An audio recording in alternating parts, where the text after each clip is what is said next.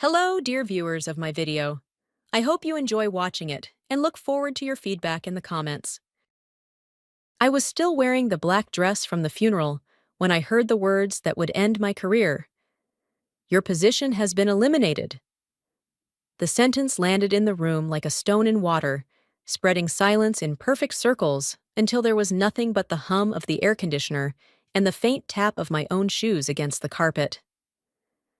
I had expected a conversation, maybe even a pretense of empathy, but the HR manager delivered the phrase with all the warmth of a voicemail reminder. No eye contact, no apology, just a printed letter slid across the desk. It was almost poetic, in the cruelest way, that this happened on the same day I had buried the only person in the company who had ever believed in me. Margaret, my mentor, my ally, my protector against the sharp-edged politics of the executive floor, was gone.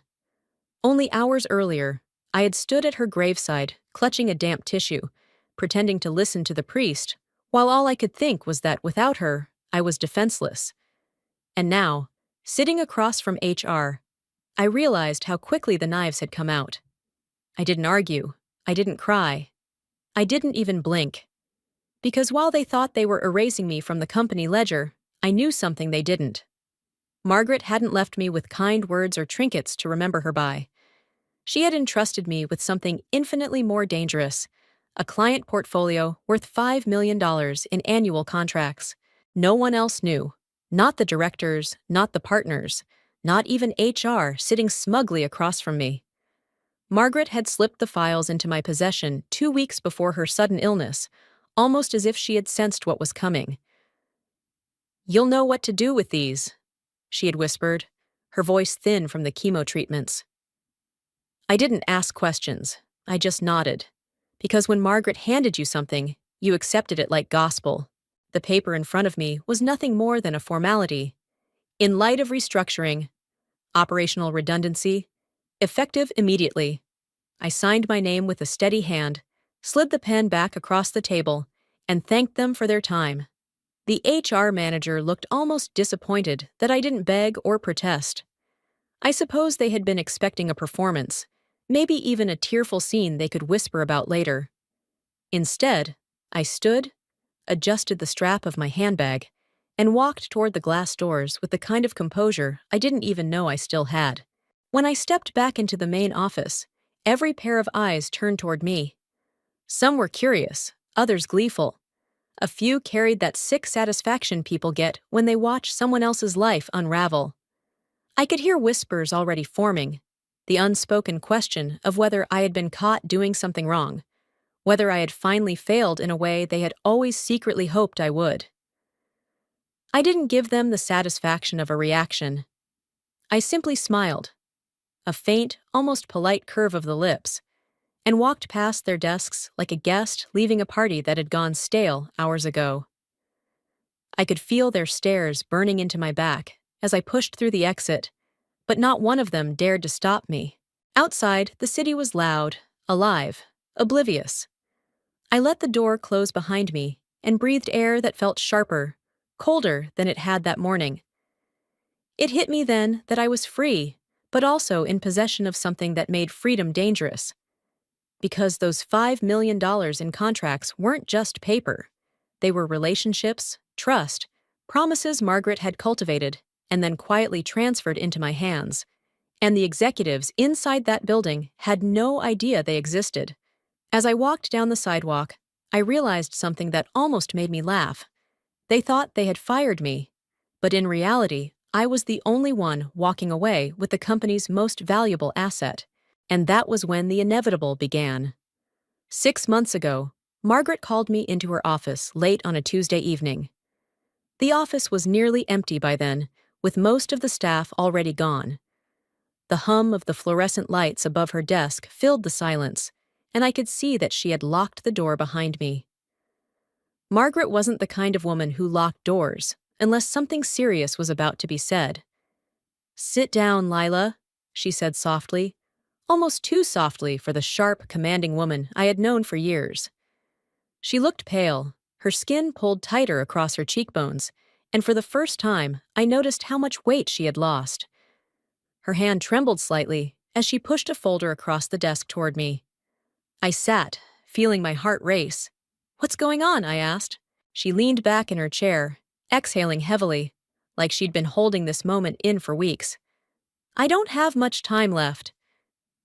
The doctors confirmed last week that it's terminal. 6 months, maybe less." The words knocked the air out of me. Margaret had always been larger than life to me, sharp-witted, unshakable, the one person who could go toe-to-toe with the executives and leave them speechless. Hearing her speak about her own death felt impossible. I swallowed hard, trying to process what she was saying. "Margaret? No. There must be something." She lifted her hand to stop me. "I don't need comfort, Lila. I need you to listen, because what I'm about to tell you matters more than anything else in your career." I nodded, trying to steady myself. "Inside that folder," she continued, "are the first of my key client transfers. Officially, it looks like I'm assigning you as the point of contact to help me with workload, but every document is drawn up legally with my signature, transferring full authority of those accounts to you." I froze, staring at the folder like it was something radioactive. Slowly, I opened it. Inside were contracts, neatly organized with sticky notes and highlights, each naming me as the new responsible manager. My name, my signature line, my authority. "Why? Why are you doing this?" I whispered. "Because I trust you," she said firmly. "Because I've built this company's client base from nothing, and I refuse to hand it over to those vultures upstairs. When I'm gone, they'll carve up my accounts, treat my clients like numbers, and bleed them dry until they leave. I won't let that happen. You're the only one I know who cares enough to protect them." I shook my head in disbelief. "But Margaret, if they find out—" "They won't," she interrupted sharply. "We'll make this clean. Every step will look ordinary. You'll attend meetings with me, answer calls when I'm too busy, draft follow-ups under my supervision. In the system, it looks like support. On paper, it becomes succession. Do you understand?" I nodded slowly, though my stomach twisted. You're giving me your portfolio?" "All of it," she confirmed. $5 million in annual contracts. The backbone of this firm."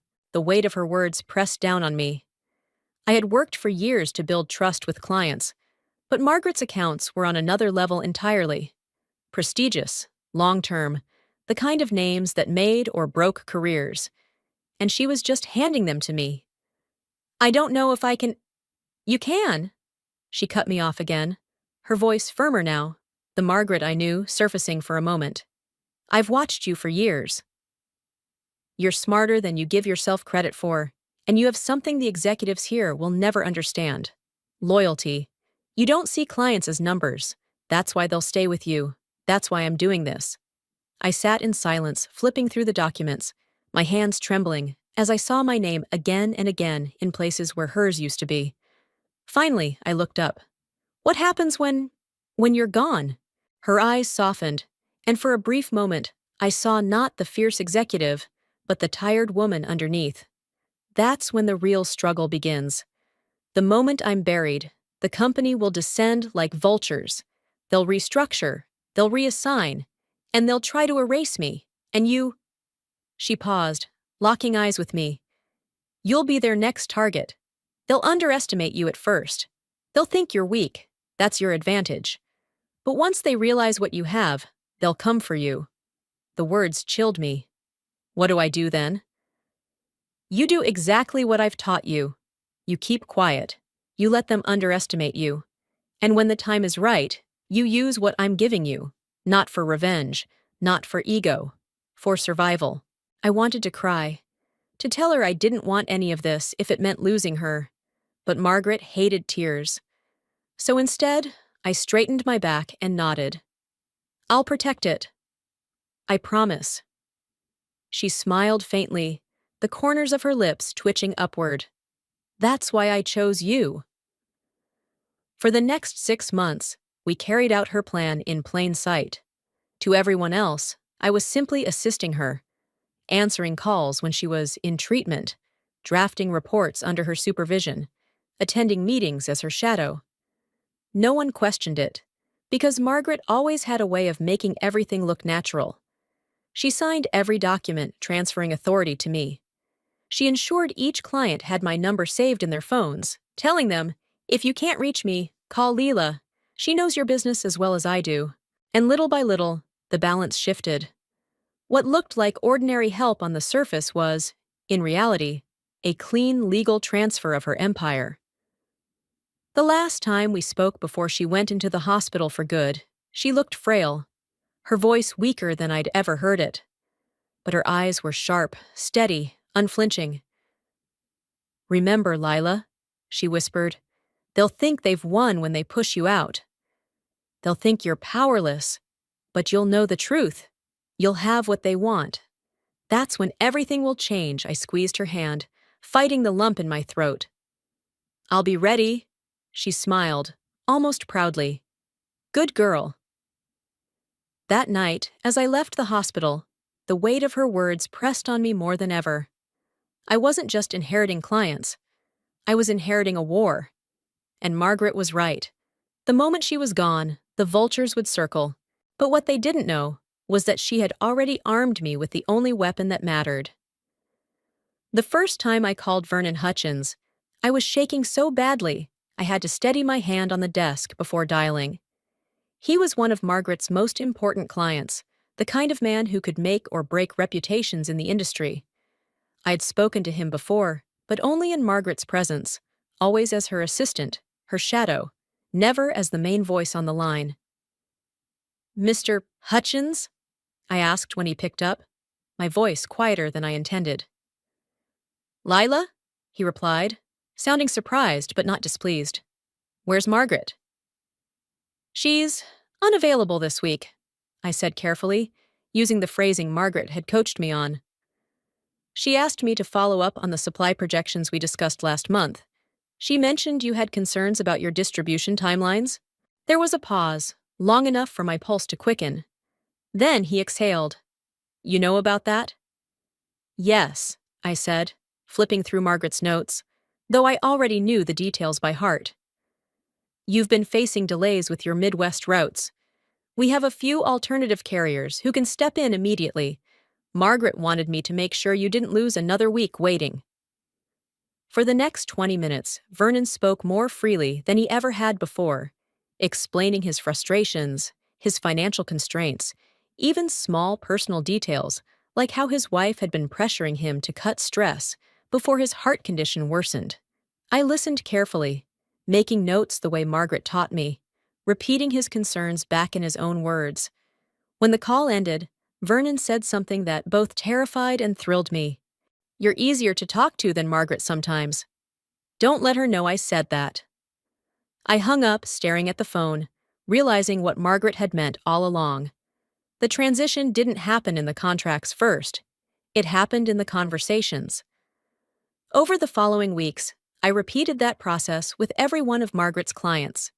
With Constance Farrow, who ran a textile firm, I made sure to ask about her daughter's graduation before ever mentioning quarterly orders.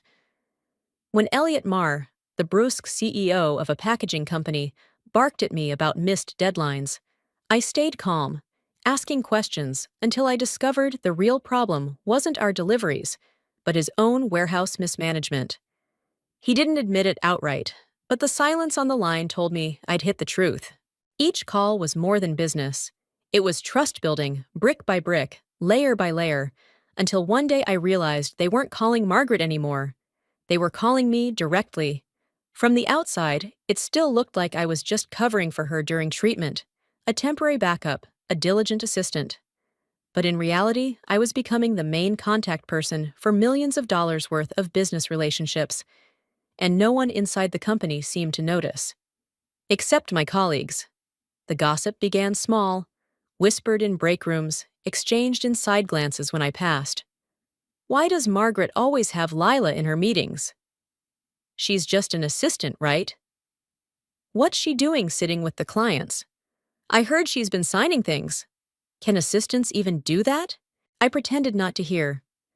I smiled when I walked past them, even when their whispers stopped mid-sentence and their eyes flicked away guiltily. But I heard every word. What they didn't understand was that nothing I did was hidden. Every document was handled openly through Margaret's personal lawyer, a quiet, meticulous man named Dalton Reeves.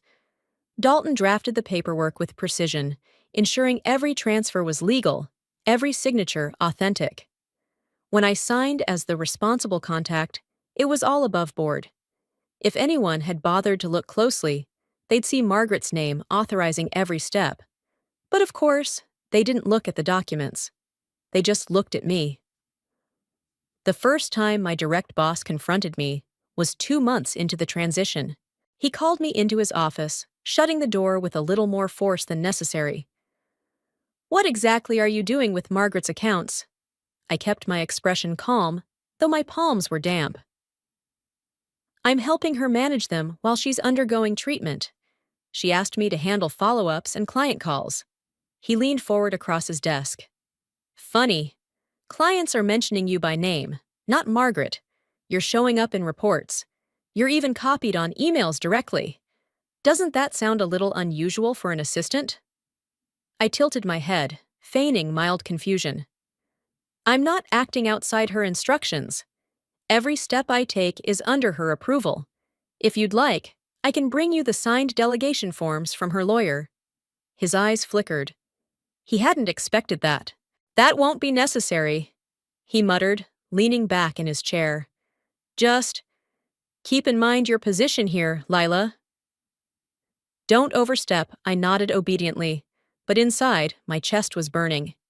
He suspected. He sensed the shift, but he had no evidence, and Margaret had planned for that. As the months passed, the gossip grew uglier. I heard whispers of favoritism, of manipulation, even rumors that I was using Margaret's illness for my own advantage. None of it surprised me. People in that office had always hated when anyone rose too quickly. And from their perspective, I was rising too fast, moving into circles I didn't belong in. But every time I doubted myself, Margaret's words replayed in my head. "They'll underestimate you. That's your advantage." So I let them gossip. I smiled through the suspicion. And I kept answering my clients' calls, listening to their frustrations, solving their problems, building a foundation no rumor could touch. One evening, Margaret and I sat in her office, the sun setting through the glass behind her. Paperwork spread across her desk. She looked tired, her shoulders thinner, her hands frailer than they had been 6 months ago. But her eyes still carried that steel I had always admired. "You're doing well," she said quietly, flipping through the contracts Dalton had delivered. "Better than I expected." "I feel like everyone's watching me," I admitted, "like they're waiting for me to fail." "They are," she said without hesitation. "And that's why you won't give them the satisfaction." "Listen to me carefully, Lila. The gossip, the suspicion, even the jealousy, those are signs you're becoming a threat. And threats get noticed," I swallowed. "And when they notice too much?" Her lips curved into a tired smile. "That's when they'll make their move. But by then, it will be too late. You'll already have everything they want, and nothing they can take from you will matter anymore." I nodded, though the weight of her words pressed hard against my chest. The next morning, when I walked through the office, the whispers followed me again. But this time, I didn't shrink under them. I straightened my shoulders, carried myself like someone who belonged there, and let them look.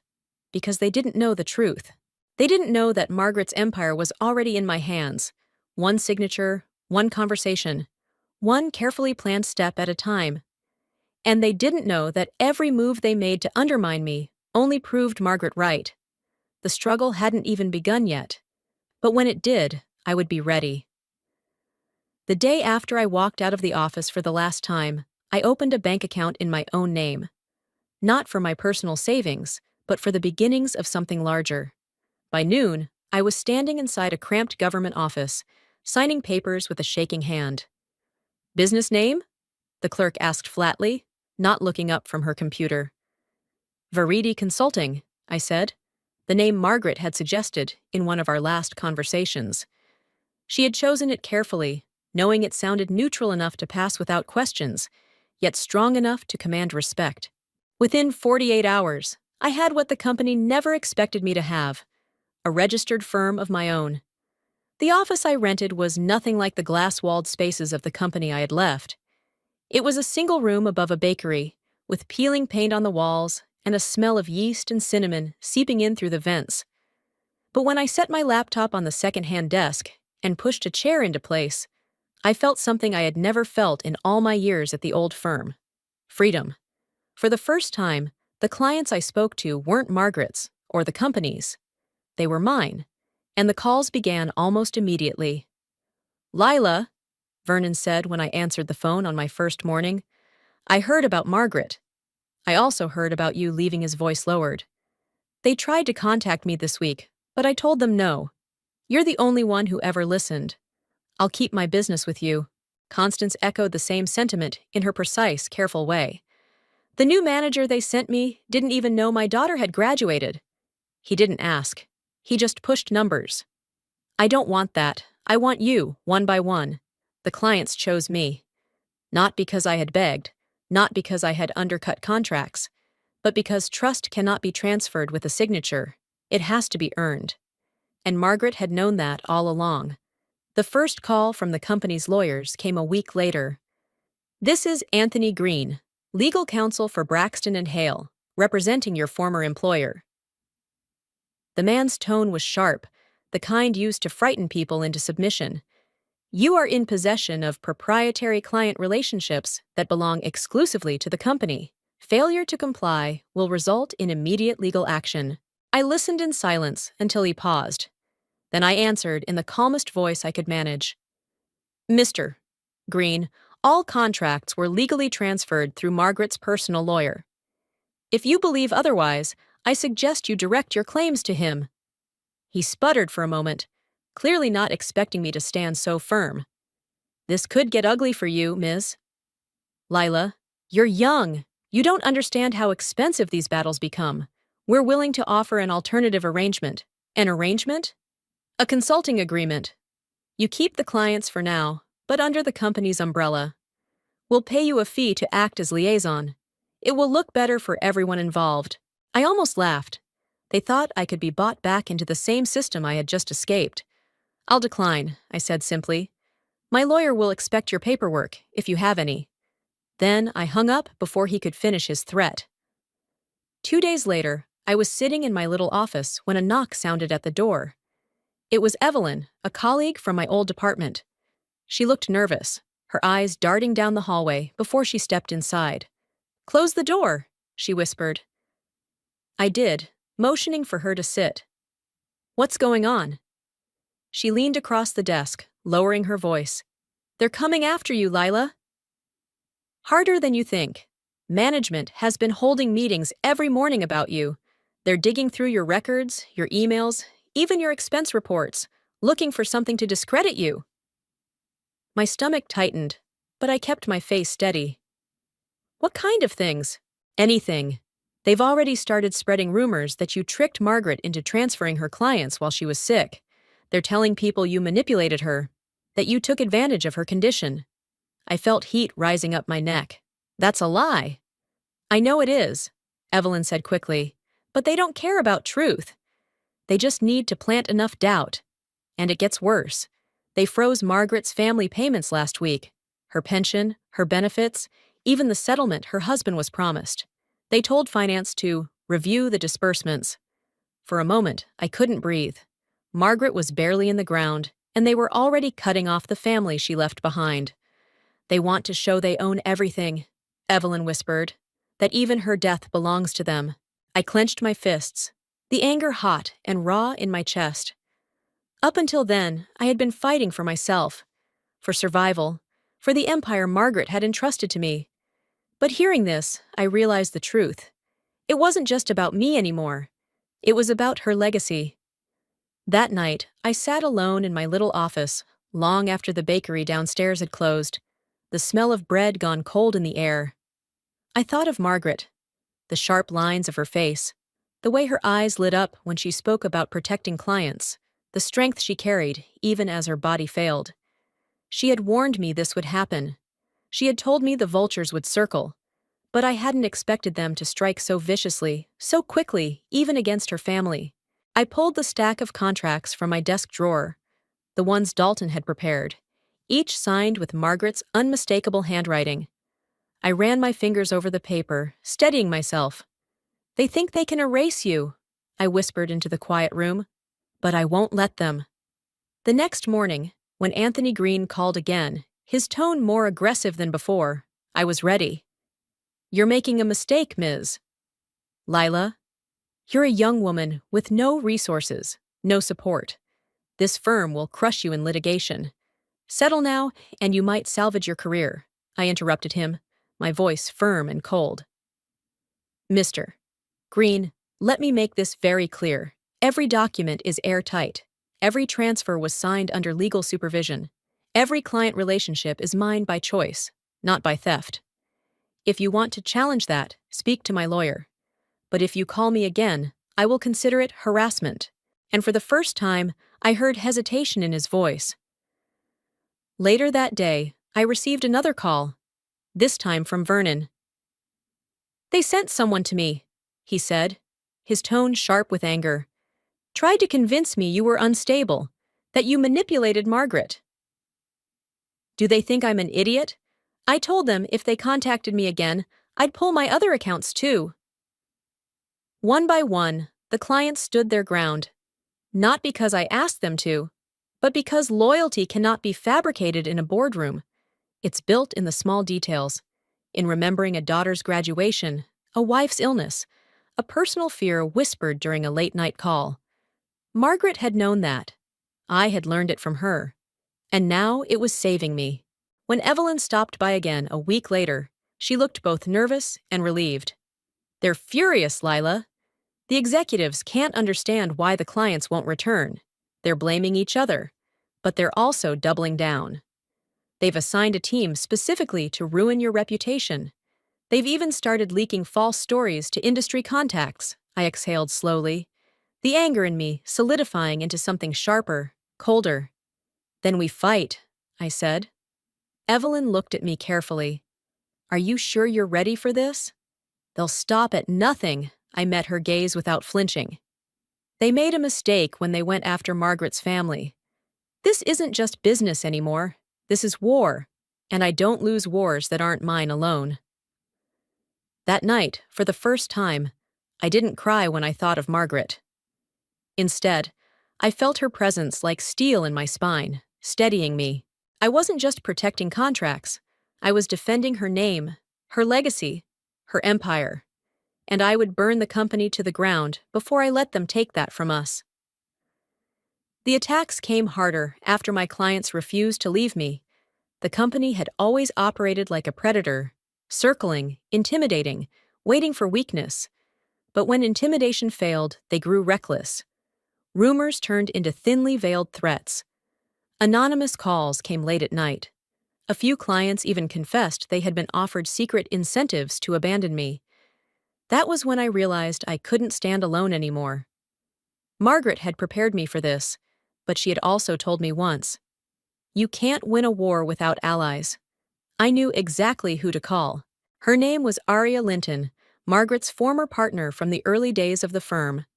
She had left years ago after clashing with management over ethics, quietly building her own advisory practice in another city.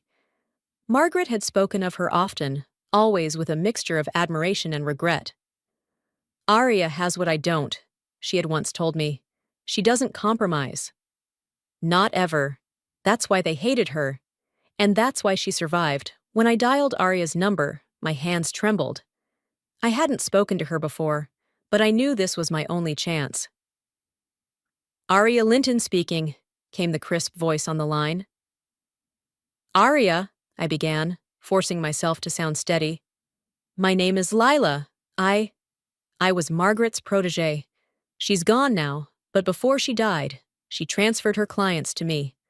I think she wanted me to reach out to you when the time came." There was silence, then a long breath. Margaret always planned 3 moves ahead. What's happening? I explained everything. The client transfers, the company's harassment, the legal threats, the smear campaign, even the freeze on Margaret's family payments. My voice cracked only once, but Arya didn't interrupt. She listened the way Margaret used to, fully, sharply, without judgment. When I finished, she spoke with quiet authority. "I'll be there tomorrow." Arya arrived like a storm. She walked into my small bakery office in a dark suit, her presence so commanding, the walls seemed too small to contain her. She shook my hand firmly and sat down across from me, opening a leather briefcase packed with files. "So, first, we stabilize," she said. "We reassure every client. We show them not only that you're reliable, but that you're growing their business beyond anything the old firm ever offered." With her guidance, I transformed my operation from a stopgap into a strategy house. Together, we developed tailored growth plans for each client: new markets for Vernon's manufacturing, supply chain optimization for Constance's textiles, digital expansion for Elliot's packaging business. The clients didn't just stay, they flourished. And every time they signed new deals with me, the old company bled a little more. The executives panicked. Their calls became frantic. Their lawyers' threats grew louder but thinner, like glass ready to shatter. Then, one morning, I received the offer that told me they were at the end of their rope. A letter on heavy company letterhead, hand-delivered by courier. Proposal, partnership, and management appointment. The letter offered me a seat at the table I had once been excluded from. A partnership, a place in senior management, a salary beyond anything I'd imagined. All they wanted in return was simple: my client portfolio. I read the words 3 times, then laughed bitterly. This wasn't generosity, it was desperation. They had lost their clients, their influence, their grip, and now they were trying to buy back what Margaret had already taken from them. Arya read the letter over my shoulder and shook her head. This is their last card. Don't play it. End the game instead. That afternoon, I walked into Dalton's office, Margaret's lawyer, the man who had quietly secured every client transfer months earlier. He rose when he saw me, his sharp eyes flicking to the folder in my hands. "I think it's time," I said, setting it on his desk. Inside was everything Margaret had collected over the years: documents, contracts, internal memos, even recordings, evidence of fraud, tax evasion, false reporting to investors. She had been gathering it, quietly, piece by piece, waiting for the right moment. Dalton's expression didn't change, but his voice grew heavier. "You understand what this will trigger?" "Yes," I said. "An investigation. One they can't silence this time." He opened the folder, leafing through the pages with clinical precision. "Margaret was careful. These files are airtight. Once we release them, there's no turning back." "I don't want to turn back," I said firmly. "They've already gone after her family. They think they can erase her." "I won't let them," Dalton nodded once, then picked up his phone. "Then let's begin." The investigation moved faster than I imagined. Within weeks, regulators announced an official inquiry. Journalists swarmed the company's headquarters, demanding answers. Articles appeared daily, each more damning than the last. Words like fraudulent reporting and systemic misconduct spread across headlines. The company's shares plummeted, investors fled, and inside the firm, chaos reigned. Evelyn called me one evening, her voice trembling with a mixture of fear and awe. "It's over, Lila. They've fired half the management team already. The board forced the CEO to resign this morning. HR is in meltdown. People are shredding documents in the hallways." I closed my eyes, gripping the phone tightly. It was happening. Margaret's revenge, careful, patient, inevitable, was unfolding in real time, but it wasn't just revenge.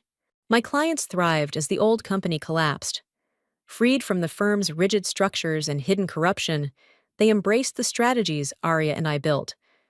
Their businesses grew, their profits climbed, and their loyalty to me solidified into something unshakable.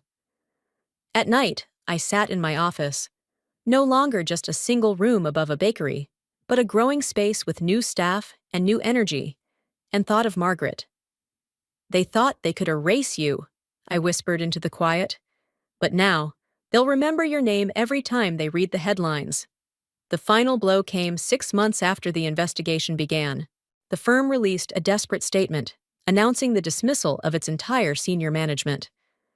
The once proud company that had humiliated Margaret, that had mocked me, that had tried to crush us both, was now a husk, stripped of reputation, abandoned by clients, drowning in lawsuits. And I, the woman they had fired without ceremony, was still standing. Not just standing, thriving. When Arya and I toasted with cheap wine in the office one evening, she looked at me over the rim of her glass. You know, you didn't just save Margaret's legacy. You built your own. I smiled faintly, feeling both the weight of the past and the pull of the future. No, I said. We built it together. For the first time, I wasn't just Margaret's protégé. I wasn't a shadow or a survivor. I was the one holding the empire now, and I would never let it fall again.